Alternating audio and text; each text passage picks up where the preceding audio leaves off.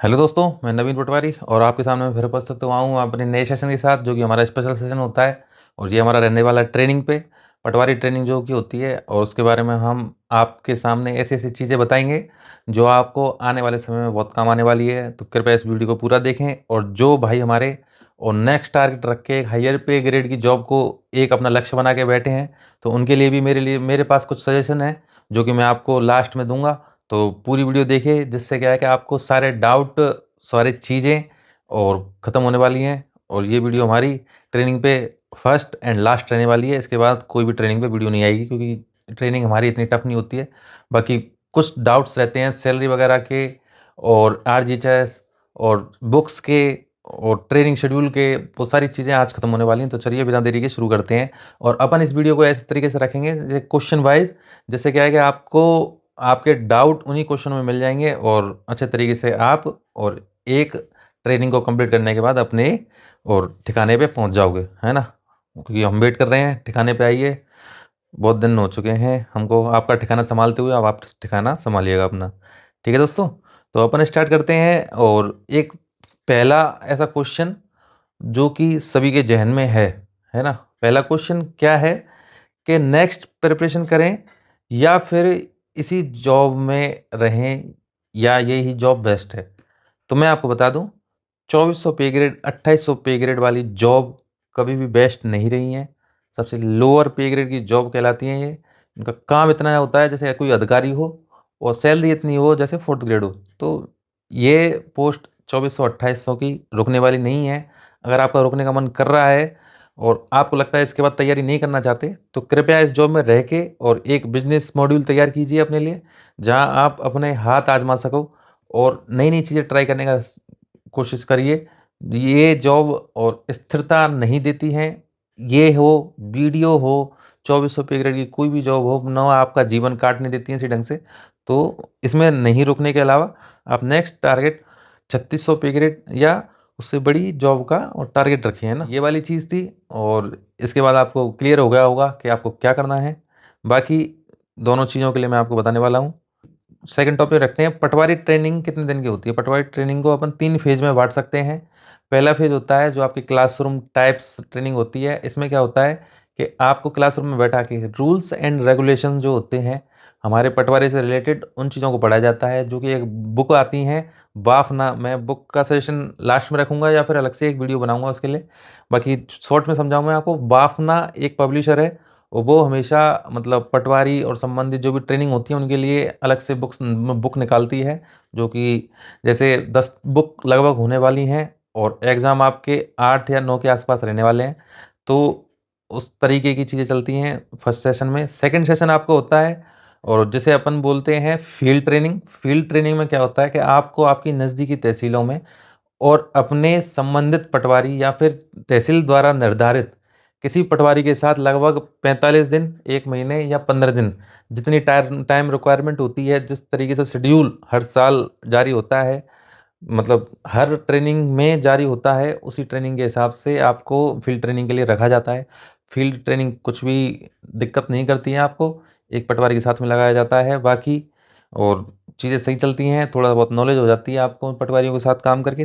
तीसरा रहता है पैमाइशें, और जो कि हमारी मतलब जैसे ट्रेस नक्शा वगैरह हो गया, नक्शे से संबंधित सारी जानकारियाँ आपको उसके थर्ड फेज में दी जाती है। उसके बाद आपके एग्ज़ाम होते हैं, है ना। एग्ज़ाम के बारे में आपको बता दूं कि एग्ज़ाम बहुत सरल होते हैं, उसके बारे में अपन लास्ट में चर्चा करेंगे। अपन स्टेप बाय स्टेप चल रहे हैं, तो उसी आधार पर रखते हैं। 3 सेशन मैंने आपको बता दिए, क्लासरूम ट्रेनिंग, फील्ड ट्रेनिंग और पैमाइश वाली ट्रेनिंग, जो कि आपको आपके आसपास वाले खेतों में ले जाकर और आपको ट्रेनिंग कराई जाती है ना। कितने दिनों के बाद फील्ड पोस्टिंग मिल जाती है आपको आपको और जिस दिन आपके 6 महीने खत्म होंगे उसके जस्ट अगले दिन ही आपको फील्ड पोस्टिंग मिल जाती है ना। और मैं आपको बता दूं, पिछली बार हमारे साथ ट्रेनिंग में हुआ क्या था। हमारी ट्रेनिंग हुई थी लगभग 3.5 महीने की, क्योंकि और अपन ने और मतलब 45 दिन क्लासरूम क्लासेस ली थी। उसके बाद हमें फील्ड ट्रेनिंग के लिए भेजा था। और जैसे ही हमारी मतलब जो पैमाइश वाली ट्रेनिंग स्टार्ट हुई थी, तो उस टाइम हमारे साथ के पटवारी और अनशन पे बैठ गए थे, है ना। अनशन पे बैठ गए थे क्योंकि सैलरी बढ़वाने के लिए, जो कि अच्छा कदम था। पर उस कदम की वजह से हमारी ट्रेनिंग वहीं के वहीं स्टॉप करके हमें डायरेक्ट फील्ड में पहुंचा दिया गया। उनकी जगहों पे, जिससे हम उनके कार्य को संभाल सकें।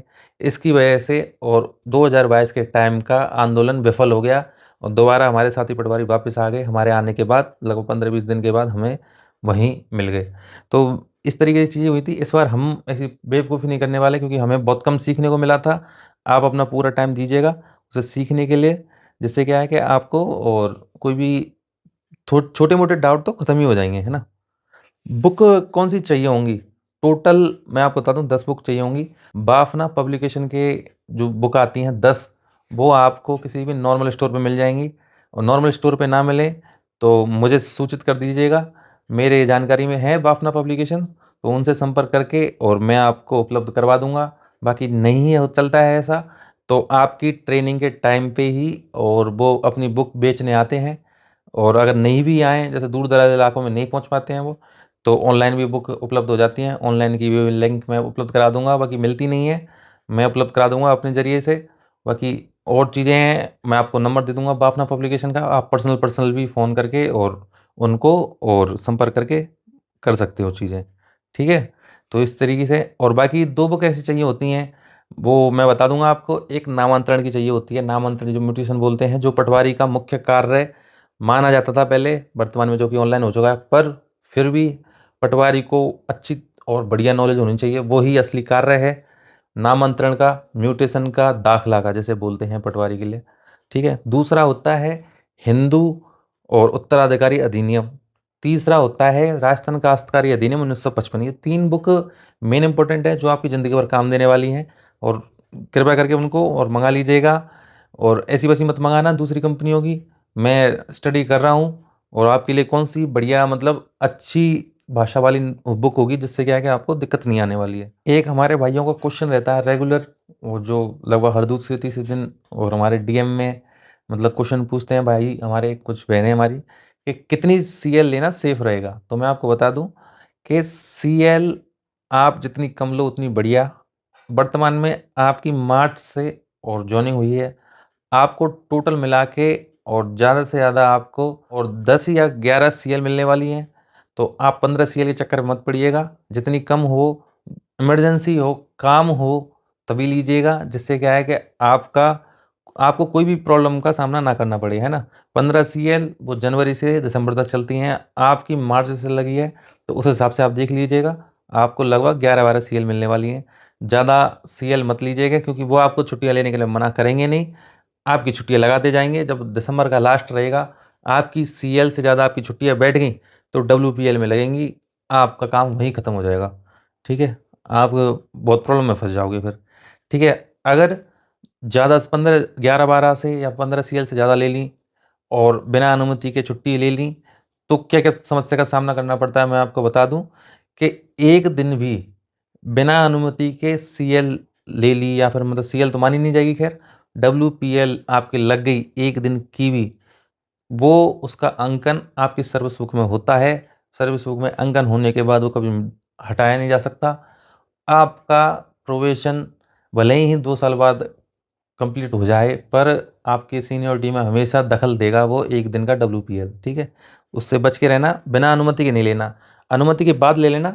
अनुमति के बाद 30 दिन तक का डब्ल्यूपीएल आपका चल जाता है प्रोविज़न में, बाकी 30 दिन से ज़्यादा नहीं चलता है वहाँ भी, है ना। तो बिना अनुमति के लेना ही मत, बिना अनुमति के कहीं जाना भी नहीं है। एक टीचर है से ऐसी जुगाड़ बैठा लेना जो आपकी इन चीज़ों में मदद कर सके। आपको कोई इमरजेंसी पड़ गई और आप सीएल नहीं ले पाए, तो सूचित करने के लिए हमेशा एक आपका जो ग्रुप है पीटीएस के नाम से बना दिया गया होगा, मैं आशा करता हूँ, और उसमें सीएल डाल देना अगर इमरजेंसी पड़ गई तो।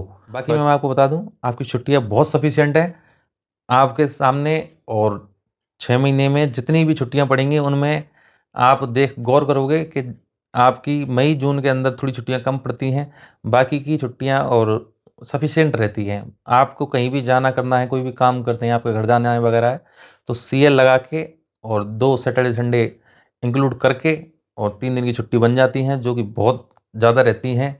और महीने में आपको 8 छुट्टियाँ तो मिलनी मिलनी हैं। अगर सैटरडे संडे एक्स्ट्रा बढ़ गया तो 10 छुट्टियाँ हो जाती हैं। एक सीएल लगा के 11 छुट्टियाँ हो जाती हैं महीने में आपको, और लगभग 18-19 दिन जाना होता है। तो वो चीज़ें वहाँ और हो जाता है यार। देखो 10-11 छुट्टियाँ मेरे लिए बहुत है, आपके लिए भी बहुत होंगी।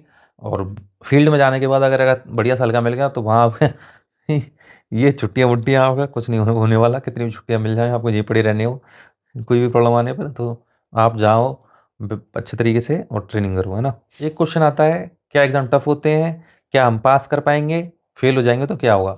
ये क्वेश्चन और करने लायक नहीं है। मैंने आपसे शुरू से बोला है, ट्रेनिंग में कुछ भी किया हो, आपने मस्ती मारी हो, मौज करी हो, कहीं भी गए हो, ट्रेनिंग में नहीं बैठे, मजे मारे हैं एकदम बढ़िया तरीके से, दोस्तों के साथ बंक मारे हैं, कुछ नहीं होने वाला। लास्ट टाइम पे जिस दिन एग्जाम हो उस दिन पहुंच जाना। आपका पास संबंधित और फेल संबंधी कोई भी क्वेश्चन आपके जहन में बैठेगा तक भी नहीं, है ना।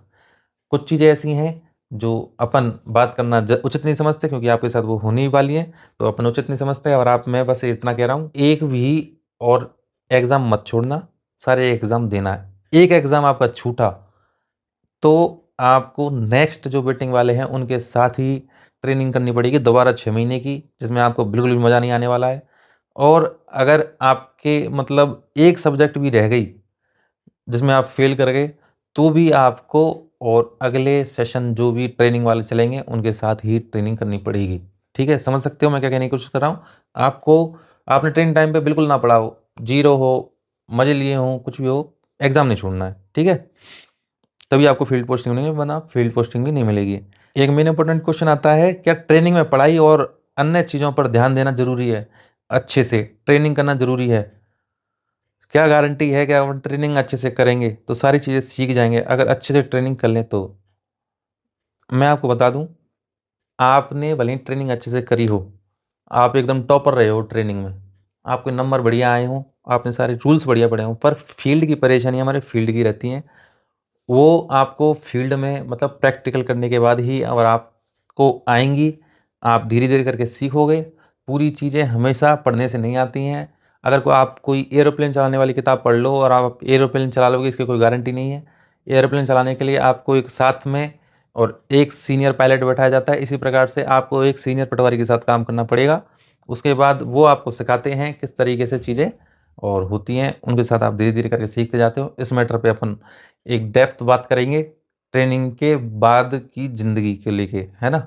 ट्रेनिंग के जस्ट अगले दिन से क्या होगा, है ना, उस चीज़ पे अपन टॉपिक बना के और बढ़िया से वीडियो डाल देंगे। उसमें भी आपको समझ में आ जाएगी कि आपको किस पाथ पे चलना है ट्रेनिंग के बाद, है ना। वो है, तो कहने का मतलब यही है, पढ़ने से बाद आपको नॉलेज हो जाती है थोड़ी, थोड़ा आपका बेस बन जाता है। जो बेस बनता है ना, बेस बन जाएगा। जब आपका बेस बन जाएगा तो आपको आगे की आने वाली चीज़ें और थोड़ी आसान हो जाएंगी। बजाय उनके जो जिन्होंने मौज करी है ट्रेनिंग में, उनको थोड़ा टफ पड़ेगा बाकी चीज़ों को समझने के लिए। और जो अच्छे से ट्रेनिंग करेंगे उनको थोड़ा और नॉर्मल रहेगा, है ना। बाकी परेशानियाँ दोनों को ही आने वाली हैं फील्ड में जाने के बाद ही, और असली चीज़ें फेस करने के बाद ही आप सीखते हो धीरे धीरे। मैं भी अभी सीख ही रहा हूँ, ऐसा नहीं है कि मैं परफेक्ट हूँ, मैं भी सीख रहा हूँ और आप भी सीखोगे। और मेरे पास जो भी आएंगे, जैसे मेरे अंडर में लगेंगे जो, तो उनको भी मैं अच्छे से सिखाऊंगा। ठीक है, ऐसी चलती है क्योंकि हमें भी सिखाया गया था, हम भी सिखाएंगे, ये भी हमारी जिम्मेदारी बनती है। ठीक है जी। सैलरी कब से मिलना स्टार्ट हो जाएगी, जिस दिन आपकी सर्विस बुक बनकर रेडी हो जाए, एम्प्लॉय आईडी आपकी बन के आ चुकी हो, उसके जस्ट अगले मंथ आप समझ लेना कि आपकी सैलरी बनने वाली है। उसके बाद पीटीएस वालों के हाथ में रहता है आपको सैलरी कब देनी है। आप मेरे को पता लग गया कि आपकी सर्विस बुक में सारा अंकन हो गया है, सैलरी रिलेटेड बाकी सारी चीज़ों को रिलेटेड, एम्प्लॉय आईडी आपकी बन के आ चुकी है। उसके बाद आपकी सैलरी जस्ट अगले महीने ही उनके हाथ में है बनाना, और वो उनके ऊपर निर्भर करता है ना। आपका मेन फोकस रहना चाहिए एम्प्लॉय आईडी और सर्विस बुक को जल्दी से बनवाने पर। उसके बाद ही आपकी सैलरी बन पाएगी। ठीक है। दूसरा क्वेश्चन है, आरजीएचएस कब से मिलना स्टार्ट हो जाएगा, जिस दिन आपकी सैलरी आ गई और आपने अपनी सैलरी स्लिप में देखा डाउनलोड करके कि आपका आरजीएचएस के पैसे कट गए, तो आप उसके जस्ट अगले दिन ही और आरजीएचएस के लिए अप्लाई कर सकते हो। उसके लिए बस एक चीज़ मैंडेटरी है, जो कि है अपना जन आधार। अगर आपने जन आधार और पहले से ही मतलब पूर्ण कर रखा है, उसमें कोई भी दिक्कत नहीं है, उसमें आपने नंबर जुड़वा रखे हैं, आपके नाम मिसमैच नहीं है, तो आप समझ लीजिए आपके 15 दिन के अंदर, और जैसे ही आप आरजीएचएस के लिए अप्लाई करोगे तो 15 दिन बाद एक्टिवेट हो जाएगा। ठीक है। बाकी अगर आपको ज़रूरत पड़ेगी तो मैं अपन वीडियो बना दूंगा। तो ये सारी चीज़ें थी। जो रेगुलर पढ़ने वाले हैं, जिन्हें लगता है कि उन्हें पटवारी में ज़्यादा रहना है, तो ये यहाँ तक उनके लिए था। बाकी आगे की चीज़ें मैं उनके लिए बताने वाला हूँ जो कि और अपने नेक्स्ट टारगेट हायर पे ग्रेड जॉब को रख के चल रहे हैं और उन्हें नेक्स्ट तैयारियां करनी है और आगे बढ़ना है इस जॉब को छोड़ के और नेक्स्ट तैयारी के लिए जाना है। तो उनके लिए बताने वाला हूँ जो जिनके पास ऑप्शन नहीं है और जो नहीं चाहते हैं कि वो आगे किसी भी जॉब की तैयारी करें, तो कृपया वो इस वीडियो को और यहीं तक देखें। तो अपन उन पे बात करते हैं जो नेक्स्ट तैयारी कर रहे हैं।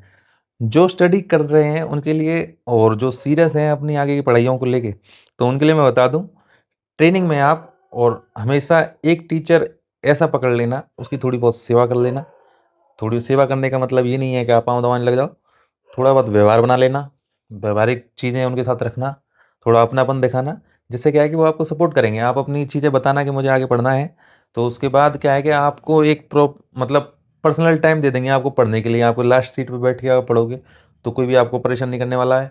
अगर आप मतलब अटेंडेंस लगा के और थोड़ा बहुत इधर उधर बैठ सकते हो, अगर वो अलाउ करते हैं आपको पढ़ने के लिए, तो आप बैठ के पढ़ सकते हो। ठीक है।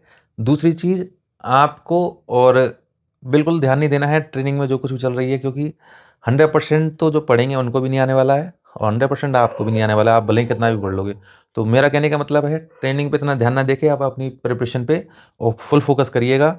और मैं आज जैसे समझता हूँ आपको आपको पता लग गया होगा कि इतनी चीज़ें ज़रूरी नहीं है ट्रेनिंग में करना। बाकी थोड़ा बहुत ये रहता है कि थोड़ा बहुत बेस बनाना बनाना ज़रूरी है, थोड़ा बहुत पढ़ते रहना, बाकी ज़रूरत नहीं है। आप अपनी नेक्स्ट तैयारी पे और फोकस करना। हमारे ट्रेनिंग के 3 जो सेशन हैं, जिनमें पहला क्लासरूम मतलब ट्रेनिंग होती है, उसमें थोड़ा आपको कम टाइम मिल पाएगा।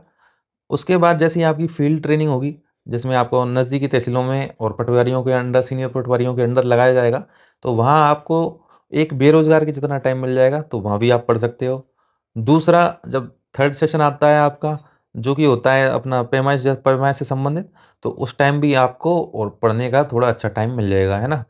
और बिल्कुल भी, और मैं ये कहना चाहूँगा कि आप एग्ज़ाम ज़रूर दे दें, जिसके जिसके बाद क्या है कि आपके पास ऑप्शन रहे, आपके पास ऑप्शन रहेगा, तो आपका कॉन्फिडेंस बना रहेगा। आपको नॉर्मल जो एक मिडिल क्लास वाले लोगों को परेशानियाँ आती हैं, सैलरी संबंधित, पैसों संबंधित, सपोर्ट संबंधित, तो वो चीज़ें नहीं आएँगी, तो आप पढ़ाई कर लोगे। ठीक है जी?